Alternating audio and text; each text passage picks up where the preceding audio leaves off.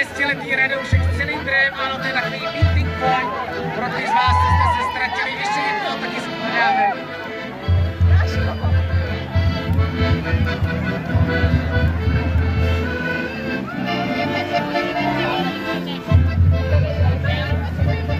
Hledáme Šifřinského Járu, hledáme prdel kobily k pódiu. Prdel kobily ke kobyle.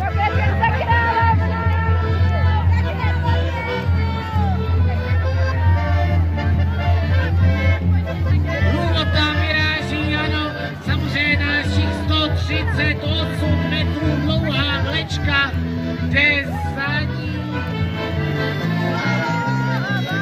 Tak a šestiletá Kája, hledaj tatínek zelené půdě, také zde u pódia.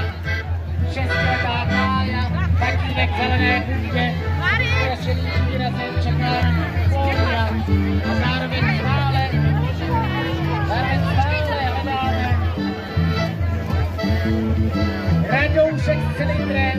Rádo, podívej se do rukou, pokud máš v ruce cylindr, tak tě hledá děda a čeká u pódia. Ráďo, pokud ten cylindr nemáš v ruce, máš ho nejspíš na hlavě, tak nebreč a dědeček tě čeká u pódia.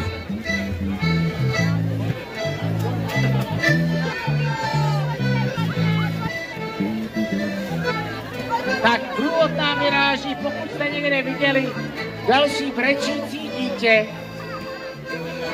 přidejte nám ho k pódiu, protože zde máme i brečící rodiče a dědečky. Minimálně 6letý Radek s cylindrem, pokud byste někde viděli chlapce, kterému bylo třeba kolem 6 let a má v ruce nebo na hlavě cylindr, zeptejte se, jestli to není Radek a pošlete ho k pódiu.